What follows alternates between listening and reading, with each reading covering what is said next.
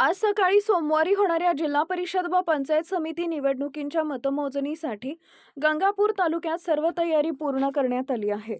आज सकाळी सोमवारी मतमोजणीसाठी एकूण 18 टेबल लावण्यात आले असून यासाठी 200 कर्मचारी नियुक्त करण्यात आले आहेत. मतदान प्रक्रिया व मतमोजणीसाठी गंगापूर येथील श्री मुक्तानंद महाविद्यालयातील स्ट्रॉंग रूम तसेच इंडोर स्टेडियममध्ये आवश्यक त्या सर्व सुविधा व सुरक्षा व्यवस्था करण्यात आली आहे.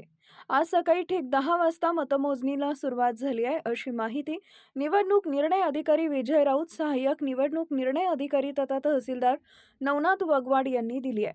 गंगापूर पोलिसांनी कडक बंदोबस्त ठेवण्यात आला आहे. यावेळी पोलीस उपविभागीय अधिकारी डॉक्टर निलेश पालवे व पोलीस निरीक्षक कुमारसिंग राठोड तसेच शिल्लेगाव पोलीस ठाण्याचे पोलीस निरीक्षक सलीम चौस यांनी कडेकोट बंदोबस्त ठेवण्यात आलाय. मतमोजणी प्रक्रिया शांततेत व सुरळीत पार पडावी यासाठी 150 पोलीस कर्मचाऱ्यांचा बंदोबस्त तैनात करण्यात आला आहे.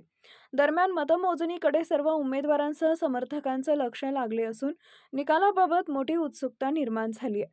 गंगापूर जिल्हा परिषद निवडणूक स्ट्रॉंग रूम उघडली. निकाल लवकरच जाहीर होणार आहे.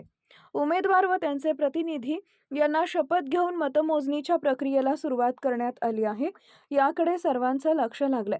गंगापूर पोलिसांनी कडक बंदोबस्त ठेवून शांततेनं मतमोजणी होण्याची शक्यता आहे.